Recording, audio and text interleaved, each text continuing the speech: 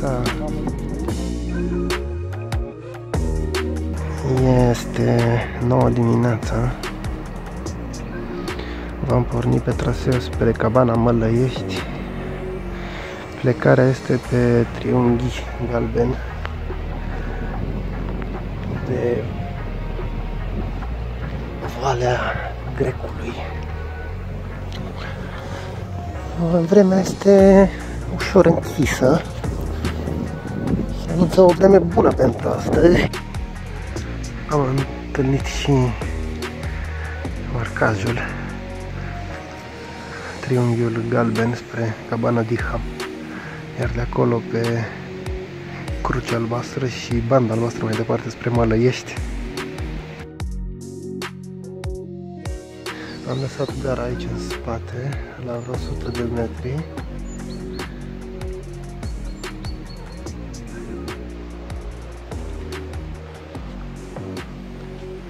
Oh my god! Vezi să nu cazi aici cu metre! Am ajuns la prima bifurcație. Se bifurcă traseul cu Triunghi Galben cu traseul cu Triunghi Galben. Sunt două variante de a ajunge la vârful Grecului, cea pe vale și cea pe culme. Ambele sunt marcate cu același Triunghi Galben. Aici cotește la dreapta, drumul ce duce pe culme, iar în continuare în față, drumul de pe vale, care ne va scoate în același loc la vârful Grecului peste cam 40 de minute.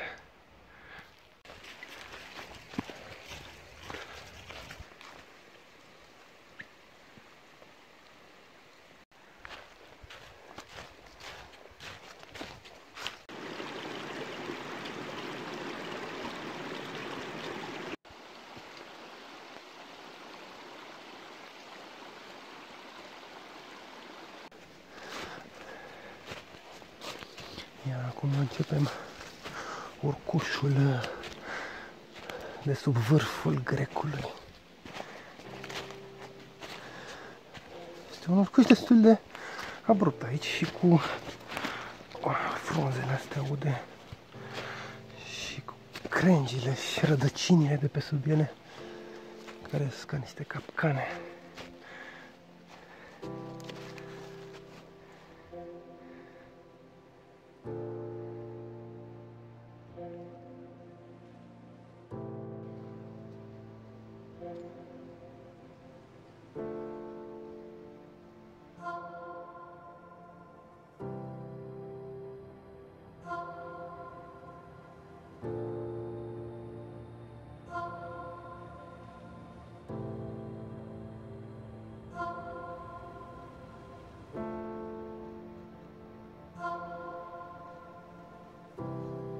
Am intrat în nori, suntem în nori acum. Suntem în plafonul norilor.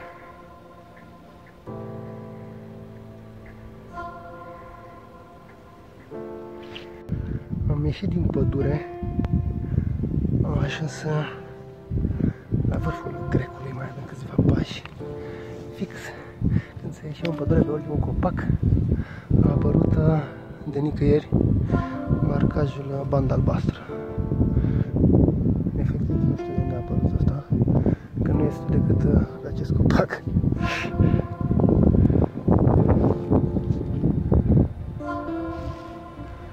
Pe sus avem nori. Din păcate nu vom vedea nimic. Poate când vom ajunge la Diham, la Cabana Diham, să se schimbe puțin situația.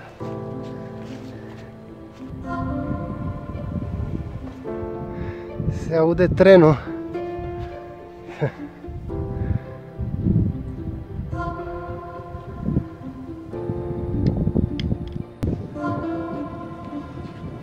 Asta ar trebui să fie vârful Grecului.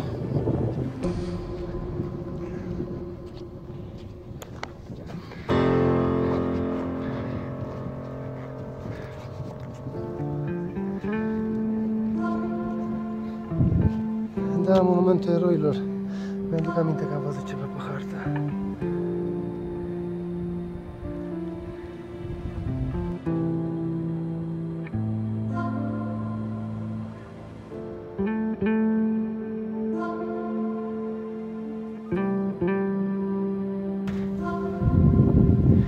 Chiar este frumos tot. Bine, la munte e frumos oricând, oriunde, dacă îți place muntele.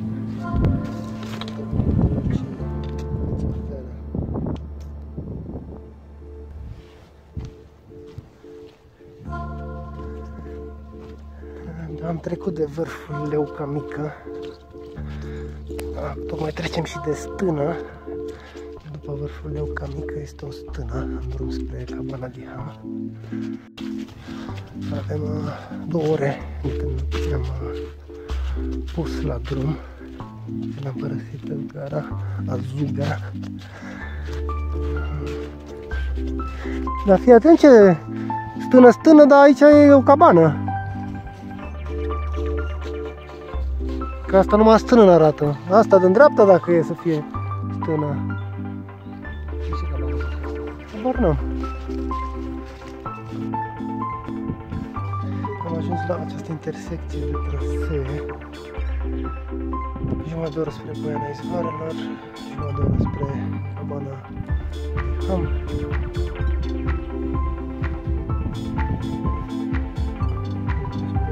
Așa mă, Valea Leucii. Dar nu știu cum am uitat, că era vârful Leuca Mică, Leuca Mare și Valea Leucii. Și spre râul trece până la Cabana Foc.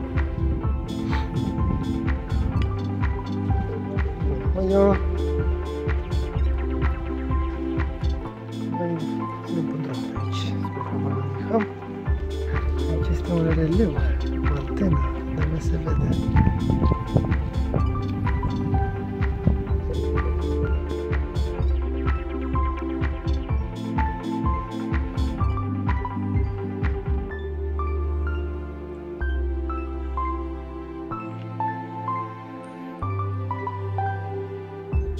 Pădurea încețoșată.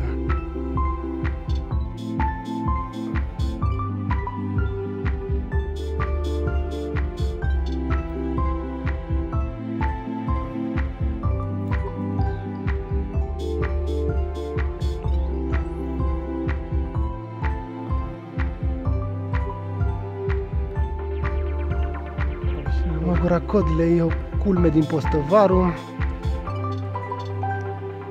și Mare de Nori în țara Bârsei. Se mai văd niște culmi din Perșani în depărtare.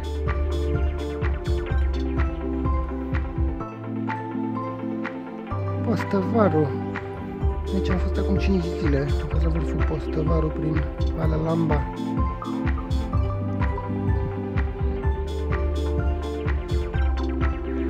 Să avem noroc de vreme și azi.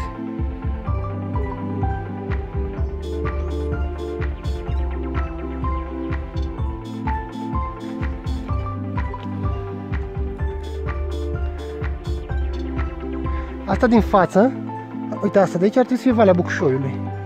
Asta este Valea Bucșoiului în centru.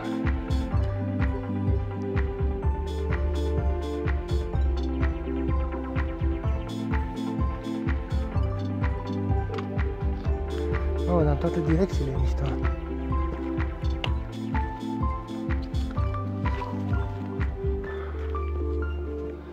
Se vede spre Bran, spre Râșnov, spre Sohodol, care e primul sătuc acolo.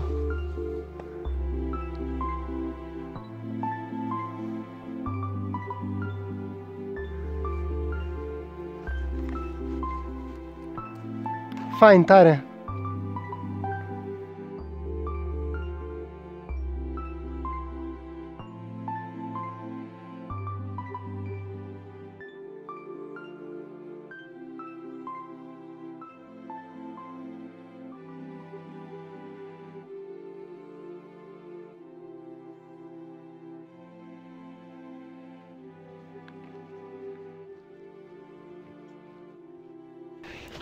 Cred că am ajuns și la Cabana di Ham. Păi am stat la o cafeluță, ceva de genul.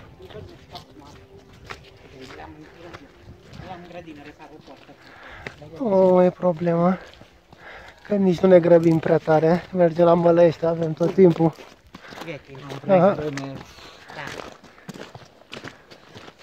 Cabana di Ham.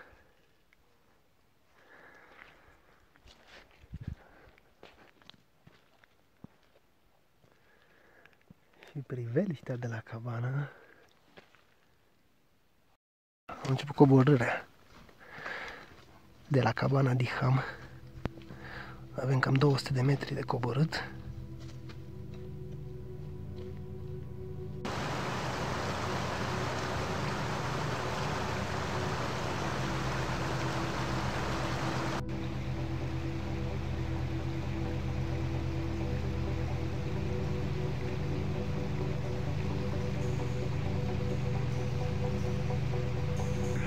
Am ajuns la glăjerie, am schimbat marcajul. Am trecut pe banda albastră, suntem pe la 1200 de metri. Mai avem vreo 500, o oră jumate, cam așa, până la Mălăiești.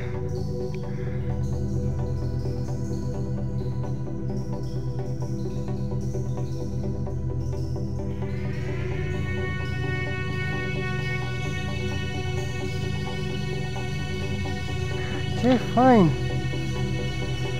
Valea Mălăiești.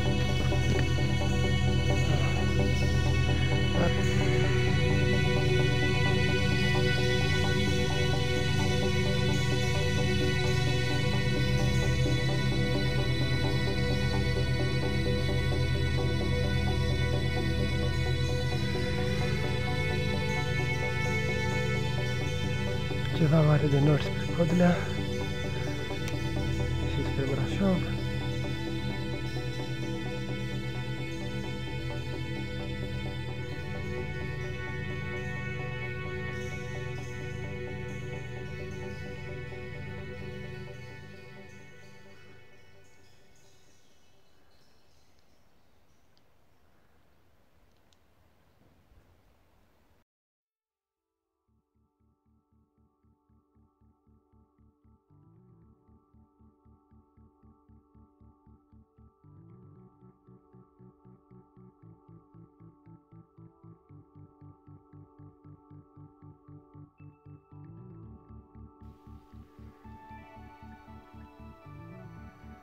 Mai avem cam 150 de metri altitudine până la cabana. 20-30 de minute, ceva de genul. Suntem la 1550 de metri.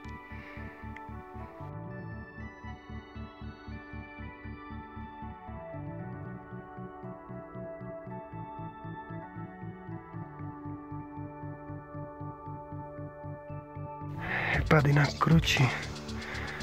Acolo e traseul spre Valea Țigănești, spre lacurile Țigănești.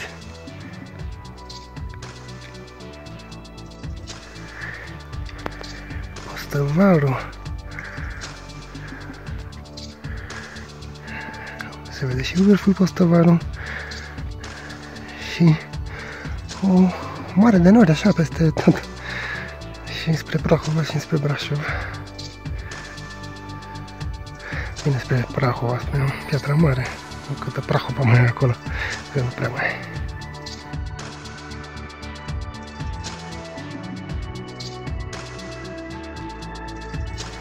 Ce fain se vede!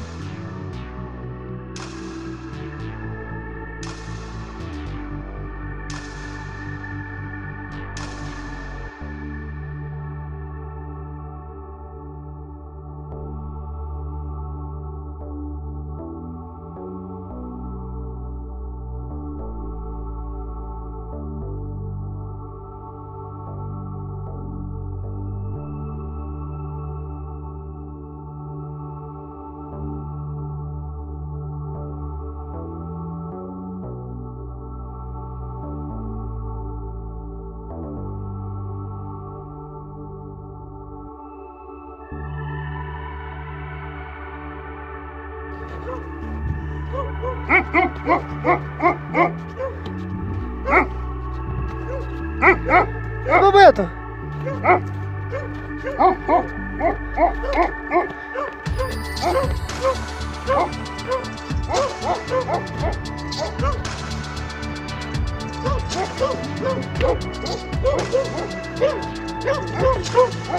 Bă, dar rău ești, mă, nebunule!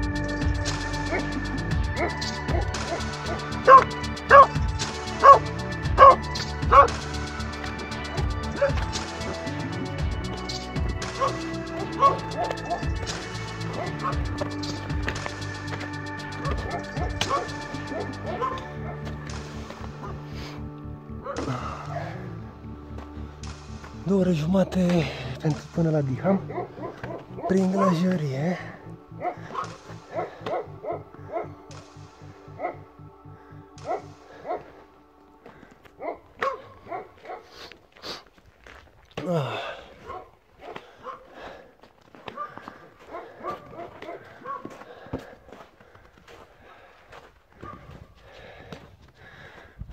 Uite și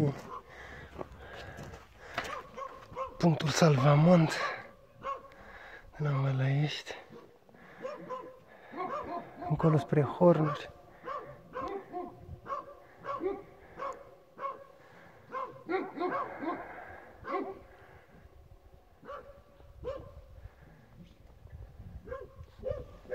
Hai că intrăm în cabana și mai filmez după. Ne-a venit și mâncărica. Ce mișto e priveliștea din sala asta de mese. Băi.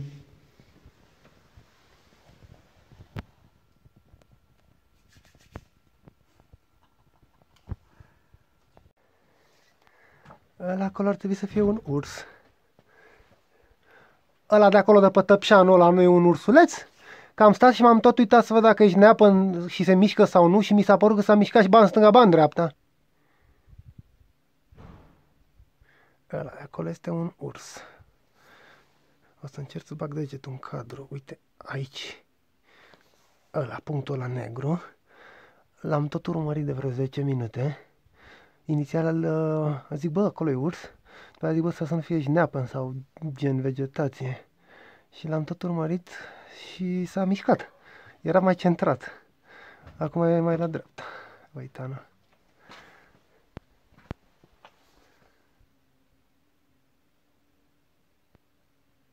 E o capră neagră. Capră.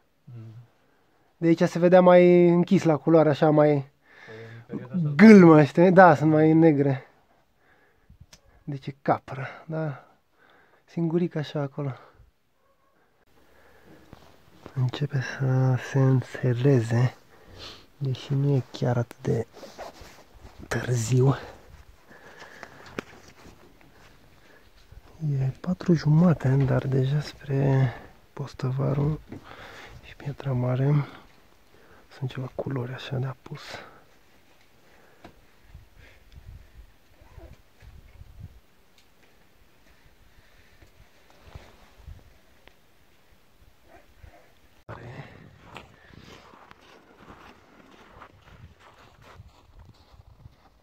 Mi-am luat din alea de minus 15 grade șosetele. Eu am cumpărat cu Nicu, dar nu am știut ce am cumpărat. Și când am ajuns acasă și am citit ambalaje, erau din alea de minus 15. Și ți-a părut rău? Nu. Păi? Bine, am dat și de ele. Merge să-mi curăț încălțările cu șervețelele. Ia mă, hai să facem poze. Cât de spectaculos este.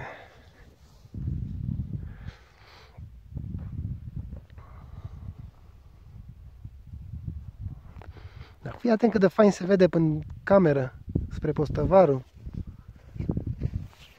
E genial. Una vezi cu ochiul și una vezi așa, ia uite. Da.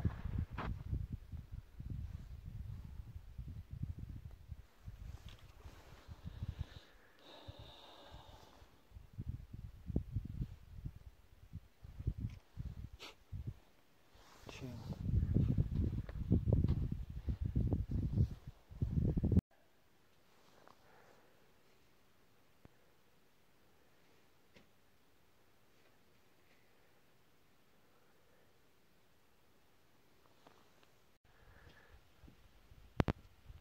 Trebuie să mai iau o pereche de, poate chiar două de șosete din astea merino, că-s bune rău. Uite ce lumină este.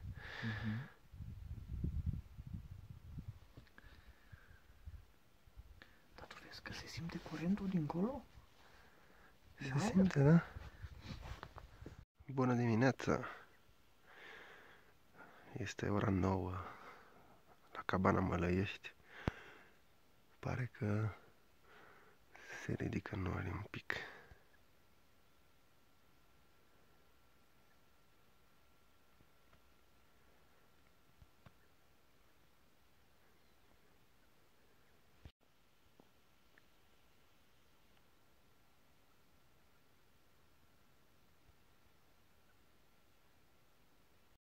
S-a urcat pe tine. Vine la mine? Păi, cu tine ce are? Hai și pe el. Marchează săritorii și pe el. Grăsana. Ia, mă duc să iau fărăjii, să fac jumătatea ăsta. Grăsană, ce fac Grăsană?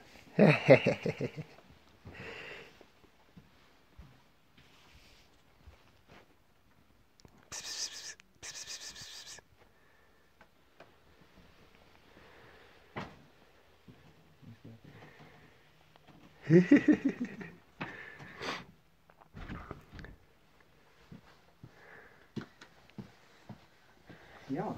Nu vreau, mersi. Nu? Okay. Am băgat în nord de tot. Eu n-am putut să-l truntesc aici. Bine, nici nu mi-a venit, nici n-am stat de el acasă când ajung el. Plecăm la drum. Vom merge pe la Poiana Izvoarelor, prin Pichetul Roșu. Nu e zăpadă.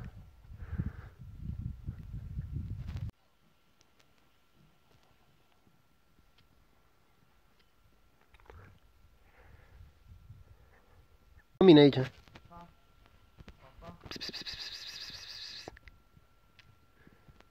A venit pisoiul să-și ia la revedere. A venit după mine în potecă. Așa să-mi fac să fixez bețile. Pa, Grăsane. Astea sunt înghețate, mai fixez o pulă. Am plecat, lăsăm cabana în spate.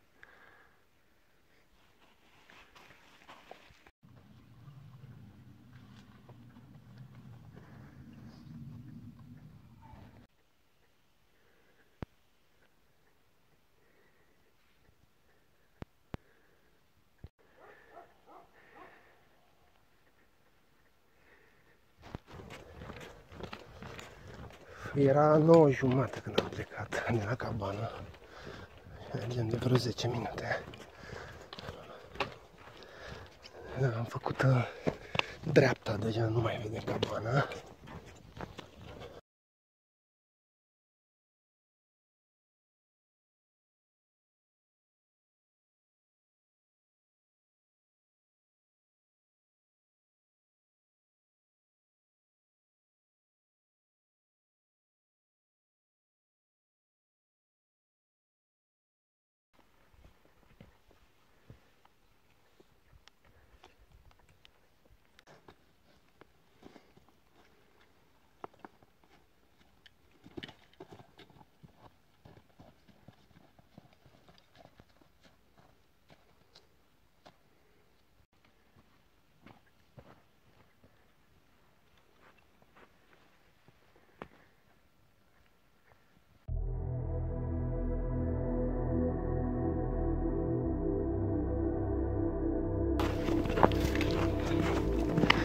Traversăm multe vâlcele de aici, prin Tachionescu.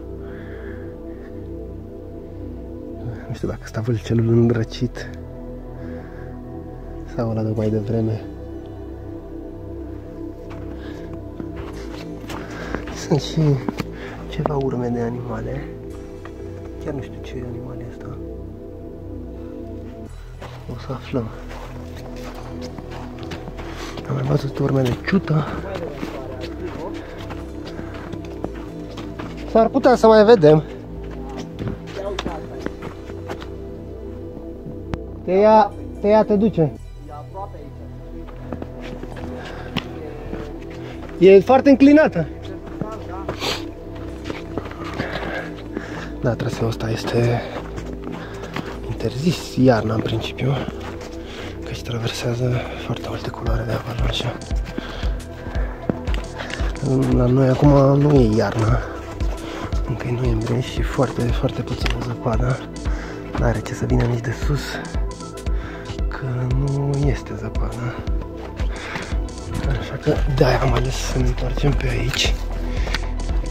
Că inițial am venit pe glăjărie de la Diham, din la Zuga, tocmai ca să evităm stâncile înghețate. Iată, nu e așa rău.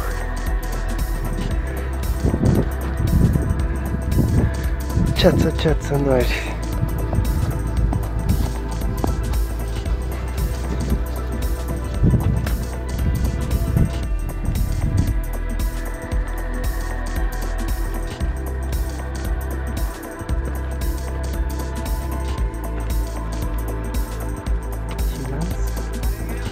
Pe porțiunea asta am ajuns și la o scăricică. Erai mic când ai venit și ți se părea mai mare. Da, scăricica asta aici ajută, da. Uite-mă și asta, mă. Da, tot 3 trepte. Deci 3 cu 3, 6, aia e. Aia e, da.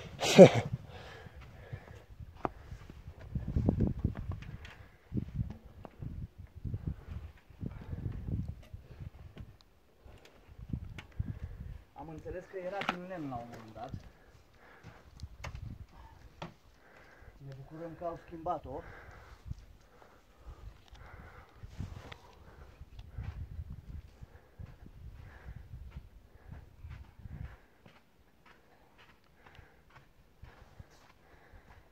Și le mulțumim celor care au schimbat-o.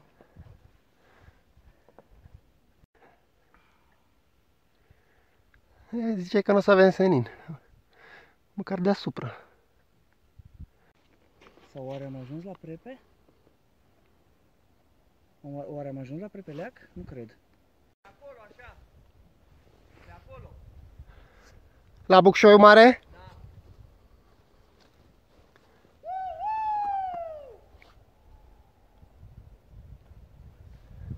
Hai că se ridică norii și de pe văi. Gata, mă, nu mai fă gălăgie. Ți-e frică de urs?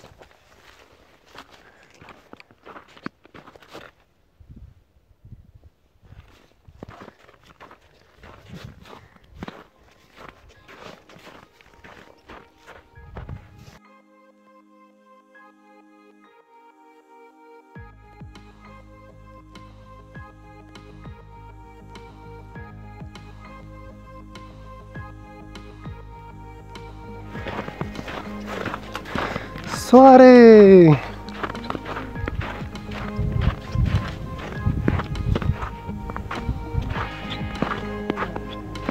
Uite, vâlcele traversate acolo.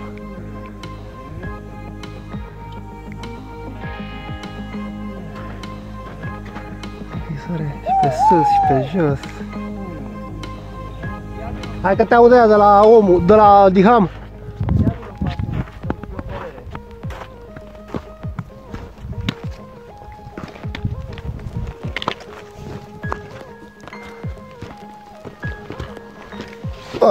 Asta e sunt de câine.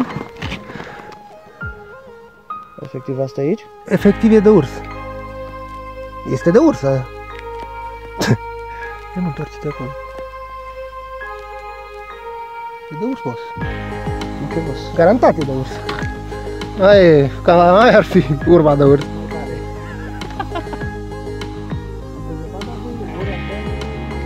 Seară, că n-avea, când seara azi dimineața.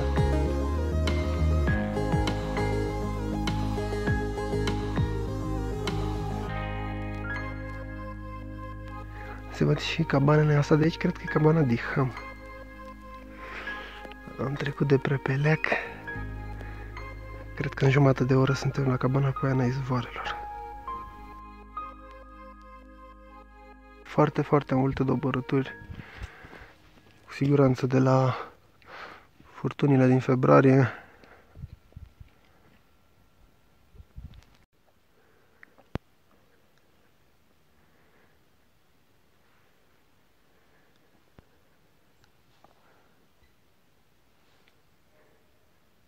S-a auzit un tren.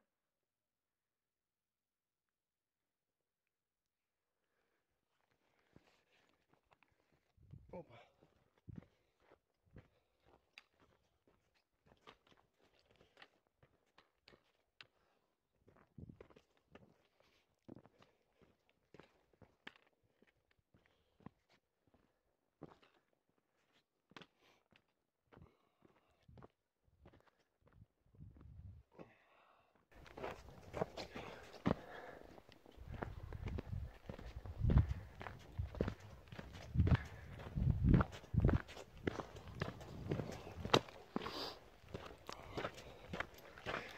Bă, dar asta are urmele fix pe poteca asta.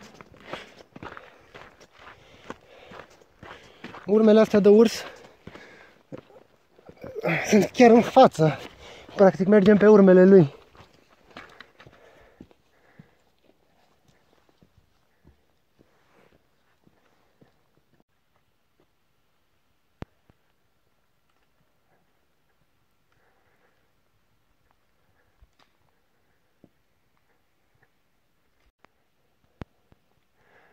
Asta cred că e Valea Bucșoiului. Cred.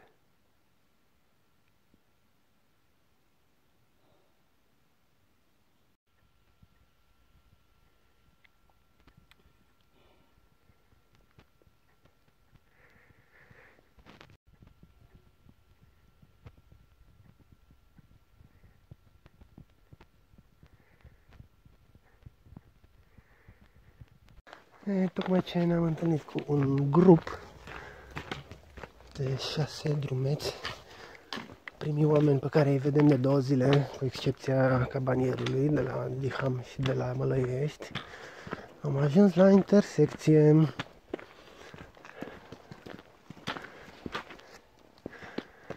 Prepeleac Bucșoiu, omul 4 ore jumate, Mălăiești 2 ore.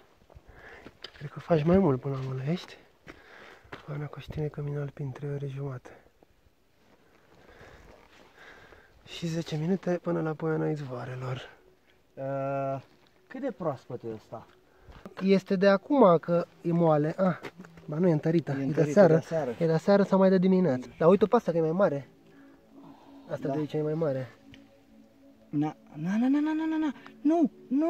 Nu. Ce nu mai ai Nu. baterie? Da, am mers pe urmele ursului. Ce să-i facem?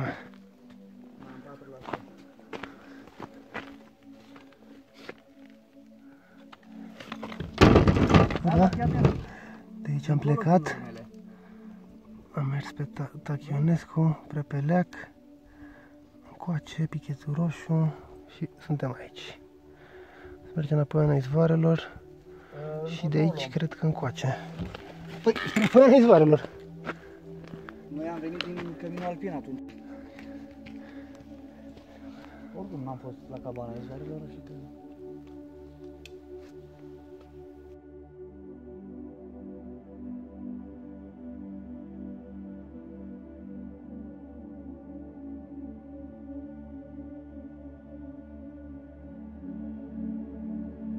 Am ajuns la cabana Poiana Izvoarelor, care este închisă definitiv în principiu. Și am un elicopter.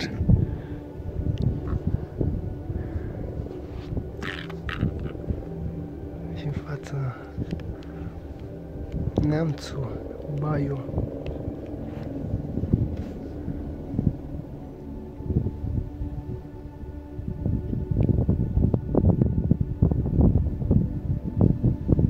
Puțin? Da, am plecat de la cabana Poiana Izvoarelor, mergem spre Gura Diham. Cred că mai facem vreo 20 de minute până la Gura Diham. Iar acolo practic se termină drumeția noastră.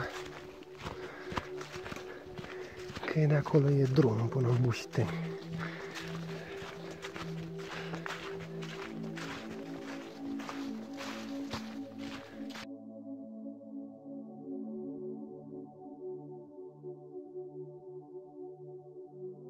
Am ajuns și în Bușteni. Mergem la gara, am terminat drumeția pe ziua de azi.